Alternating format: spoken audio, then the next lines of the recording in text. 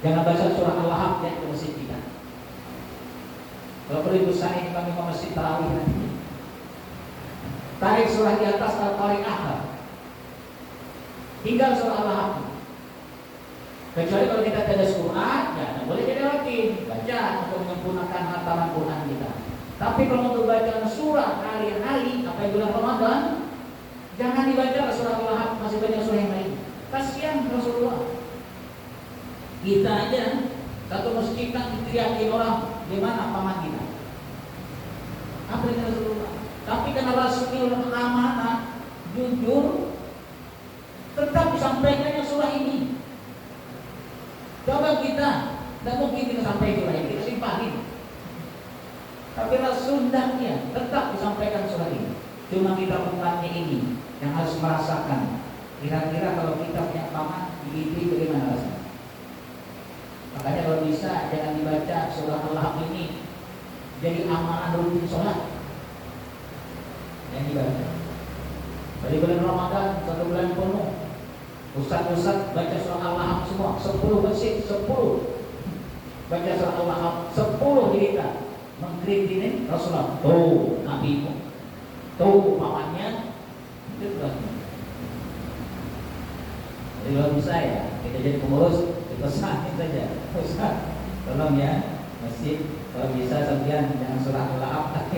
Jadi kalau baca jadi waktu kemudian dari anak umat Rasul dia baca ketemu surah ayat yang ke-10 yang dari kita yang ke-10 rakaat itu ke-20 rakaatnya karena surah Al-Lahab itu.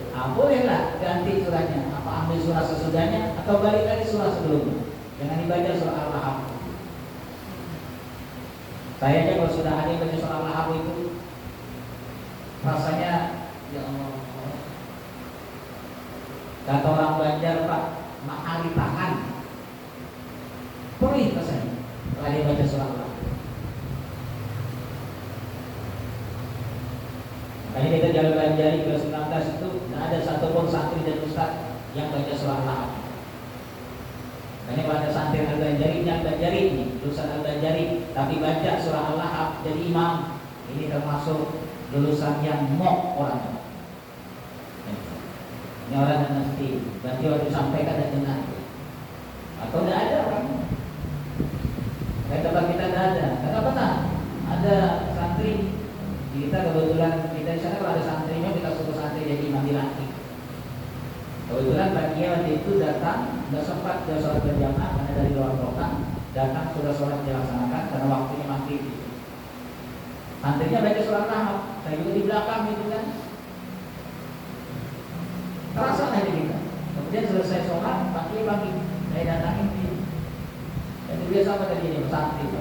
Besok-besok bilangin, tidak boleh dia belajar ini. Pondok kita baca surah Al-Lahab. Ngeri karena dia saya dengar dari baca surah Al-Lahab. Begitu sesuatu kita pelajari. Tapi bukan dilarang, bukan haram, bukan dosa. Tidak. Kenal Quran, coba perasaan kita dengan Rasulullah. Gimana kira-kira kalau itu terjadi dengan kita? Jadi makanya kalau kita jangan dibaca surah Al-Lahab. Kenapa? Itu tadi ngeri artinya dilalu. Syak oleh Allah. Karena ada beberapa orang yang dicap oleh Allah, ditolak oleh Allah. Salah satu di antaranya Abu Lahab. Yang kedua Sa'labah. Sa'labah itu ditolak oleh Allah, tapi hartanya. Sa'labah itu ditolak hartanya. Di suatu hari Sa'labah ini kalau mau sholat berjamaah itu gantian dengan istri Pak baju. Karena punya baju yang panjang itu cuma 1 lembar. Jadi kalau Sa'labah ini sholat berjamaah habis salam langsung hilang. Karena harus tukar baju kasih istri untuk sholat. Tiap waktu itu. Rasul perhatikan kenapa nih Sa'labah tidak ikut dulu baca doa dulu baca aurat kan. Suatu hari Rasul tanya, panggil, kenapa ini? Kenapa kamu? Habis salam hilang. Kata Sa'labah, ya Rasulullah, saya ini kenapa cepat pulang? Karena istri di rumah harus sholat. Dan istri sholat tidak punya pakaian panjang. Kami di rumah cuma punya satu saja. Jadi sholatnya gantian. Oleh karena itu saya minta doa dengan segala supaya jadi orang yang punya rezeki yang bisa lah. Kita salat berjamaah tidak lagi tukar ganti-gantian baju ini. Kata Rasulullah, Tapi saat ada ini tetap juga minta Rasul didoakan dengan Rasul. Didoakan dengan Rasul supaya diberikan rezeki ulama lebih dan dikasih sepasang kambing. Sahabat pulang ke rumah, dipelihara kambing ini, berhasil berkembang biak, beranak pinak kambing, sampai disebutkan itu sahabat tidak lagi sholat jamaah. Sholat jamaah tidak pernah hadir lagi, sibuk ngurusin harta. Jumatan pun tak kelihatan lagi ikut berjamaah sholat Jumat. Sampai waktunya 1 tahun, Rasul kirim sahabat untuk diminta zakat hartanya sahabat. Kata sahabat, bilangin itu, menyebut nama Rasulullah, ini hasil usaha saya nak kongsi dengan dia. Maknanya apa? Nak bayar zakatnya. Akhirnya dengan Allah kita tidak terima zakat. Sampai berikan kepada sahabat bahwa harta ditolak oleh Allah. Datang sahabat bawa harta kepada Rasul. Kata Rasul, saya tidak bisa terima hartamu karena Allah yang tolak harta. Sampai meninggal Rasul, sahabat datang lagi kepada Sayyidina Abu Bakar sebagai khalifah. Didatangkan lagi harta sudah diserahkan Abu Bakar. Kata Abu Bakar, karena saya mau menerima hartamu, sedangkan Allah dan Rasul sendiri menolak. Meninggal Abu Bakar, datang Sayyidina Umar jadi khalifah, tetap sama. Sahabat bawa lagi hartanya, tetap ditolak dengan Sayyidina Umar. Kata Sayyidina, bagaimana saya akan menerima hartamu, sedangkan Allah, Rasulullah, Abu Bakar dan Umar saja kita, Sayyidina Umar dan Sayyidina Umar, dan tidak menerima dengan hartamu. Sampai Sayyidina Utsman. Sayyidina Utsman pun bilang begitu, saya tidak bisa terima hartamu ya sahabat. Kenapa? Allah, Rasulullah, Abu Bakar, Umar saja tolak hartamu. Bagaimana Utsman mau terima? Sampai akhirnya sahabat di khalifah Sayyidina Utsman keempat meninggal dunia. Jadi ada sejarah, ada orang yang ditolak oleh Allah seperti Sa'd bin dalam urusan harta, ya. Dan ada orang yang tolak keimanannya yang tidak diterima oleh Allah masuk neraka, yaitu Abu Lahab. Tapi bagaimanapun tetap Abu Lahab aman. Jadi makanya kalau bisa jangan baca surah Al-Lahab ini. Jadikan surah yang lain masih banyak kan. Ada surah Al-Kautsar itu cantik sekali, pendek ya, tapi cantik surahnya. Itu hadiah Allah kepada Rasulullah.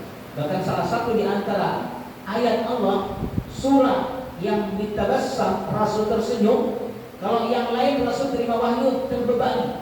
Maknanya terbebani apa? Terasalah kondisi Rasul berupaya menerima wahyu.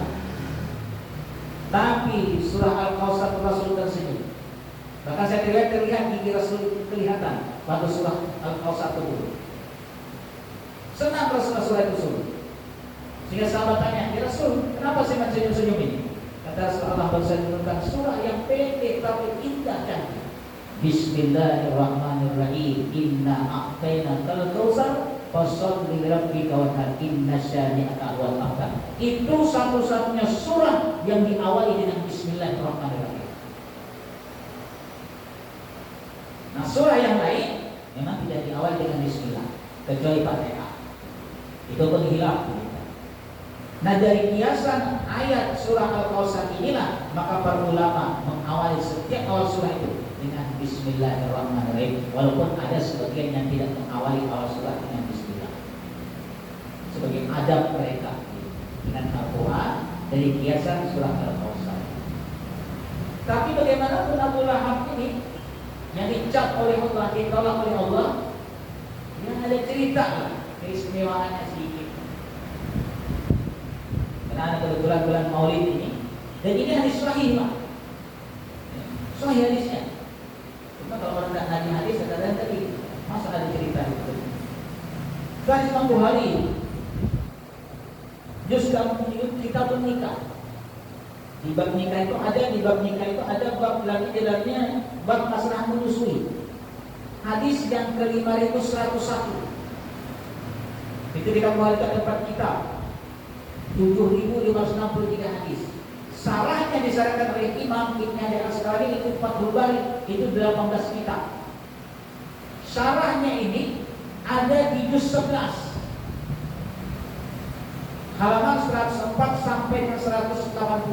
174 sampai dengan 180. Menjelaskan hadis yang berkaitan dengan Abu Lahab. Sayyidina Urwah cerita, kata Sayyidina Urwah, Suwaibah Aslamiyah, di dalam hadis itu tidak disebutkan Aslamiyah, cuma Suwaibah. Suwaibah maula di Abi Lahab. Karena Abu Lahab a'taqaha fa'arda'at an-Nabi sallallahu alaihi wasallam. Falamma mata Abu Lahab uriyahu ba'du ahlihi bi syarri ibn. Faqala lahu madza lakita ma alqa ba'dakum khairan ghaira anni suqitu fi hadihi bi adaqati Suwaibah. Itu hadis Imam Bukhari. Sudah masuk? Belum. Itu hadis Imam Bukhari. Kata Sayyidina Urwah, Suwaibah itu hamba sahayanya Abu Lahab. Nah, Abu Lahab memerdekakan Suwaibah Aslamiyah asbab apa? Karena diberikan informasi dari Suwaibah bahwa keponakannya Rasulullah sudah lahir. Gembiralah Abu Lahab ini, maka dimerdekakannya Suwaibah Aslamiyah. Maka saat dimerdekakannya Suwaibah Aslamiyah ini, berjalan waktu 1 tahun, beberapa tahun cerita meninggal. Kita Abu Lahab ini gitu lahir gitu kan. Rasulullah tumbuh berkembang, dikirim oleh Allah menjadi Nabi dan Rasul. Abu Lahab bertindak senodita, tidak semena-mena dengan Rasulullah.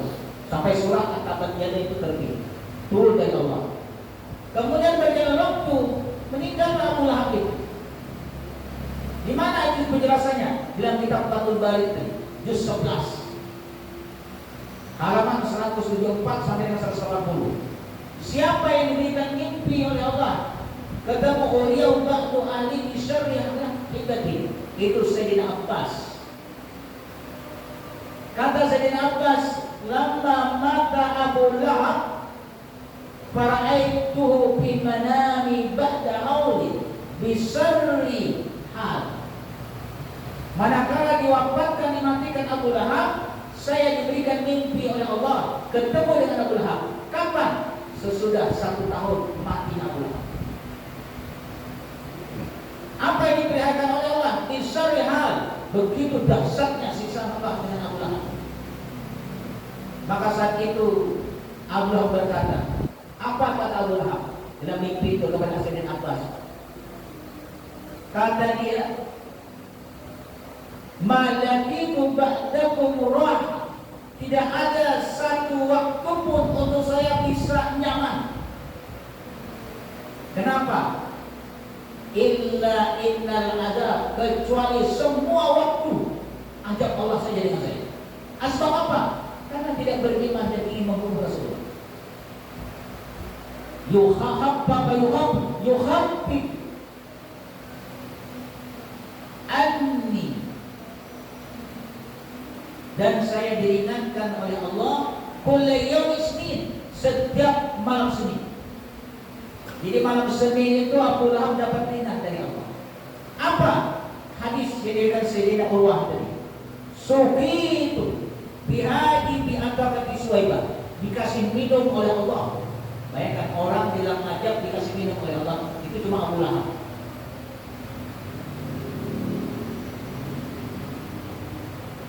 Satu riwayat menyebutkan apa? Abu Lahab itu setiap malam Senin dapat minuman yang keluar dari jari, telunjuk dengan jempol ini, sini ada keluar air. Ini dihisap jadi. Bahkan sebagian ulama menyebutkan riwayat ini, dia ngisap air yang keluar di sini seperti anak-anak yang ngisap dodol. Itu Abu Lahab. Asbabnya apa?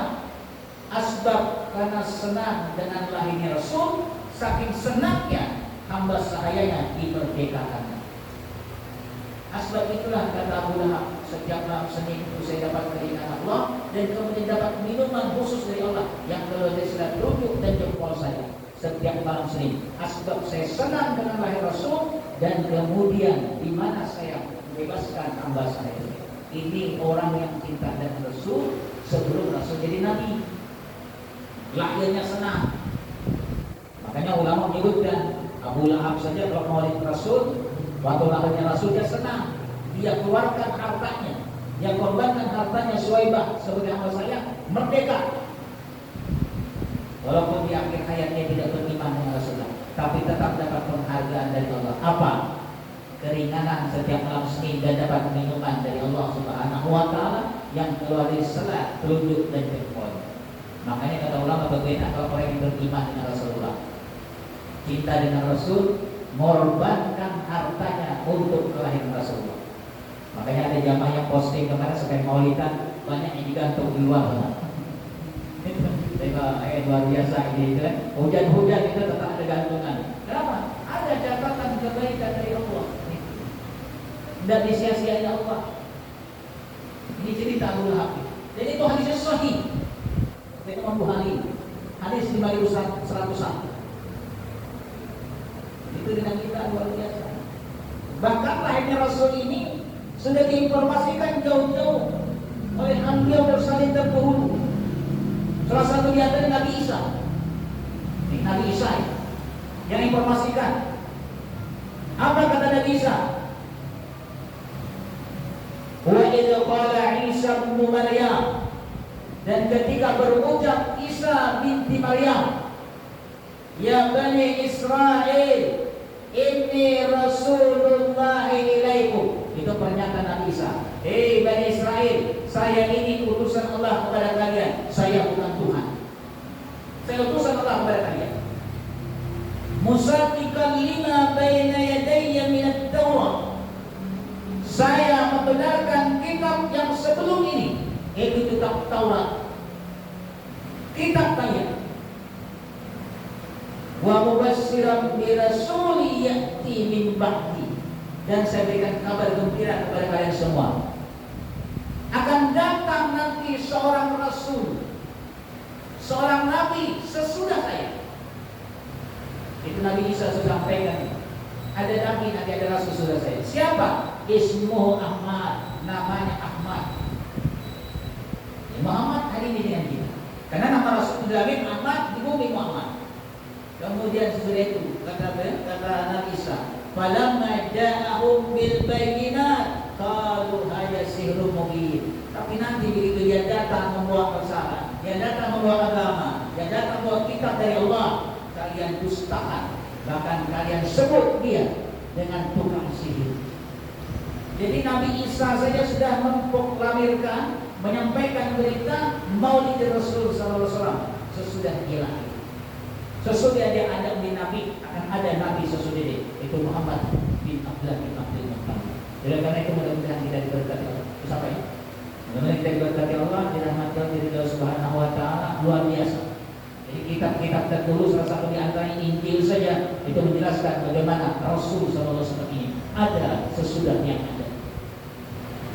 Oleh karena itu kita luar biasa. Mudah-mudahan kita semua diberkati Allah, dirahmati Allah, diridhoi Allah, dengan jauh dengan Quran, dengan jauh dengan hadis Rasul sallallahu alaihi wasallam. Terus kita mengkaji, terus mendalami, tentunya yang benar. Karena banyak ahli kajian Quran tapi salah, banyak kajian hadis tapi salah nabinya. Kenapa? Tidak sesuai dengan apa yang diinginkan dengan tafsir Quran, tidak ada sesuai dengan apa yang diinginkan dengan penjelasan hadis Rasul sallallahu dengan berbagai syarah daripada ulama-ulama hadis yang lain. Oleh karena itu penting dengan kita dalam hidup ini untuk belajar, tapi mesti dipilih dengan kita, jangan sampai menyalahi dengan Quran dan hadis. Akhirul kalam, kurang minta maaf minta redha. Assalamualaikum warahmatullahi wabarakatuh. Akhirul doa, alhamdulillahirabbil alamin. Subhanakallahumma wa bihamdika, nashhadu an la ilaha illa anta, nastaghfiruka wa natubu ilaik. Allahumma ighfir lana wa walidina warhamhum kama rabbayana shighara, wa li jami'il mu'minina wal mu'minat wal muslimina wal muslimat alladhina yu'minuna bi rabbihim rahmatika bil alamin. Rabbana atina fid dunya hasanah wa fil akhirati hasanah wa qina adzabannar.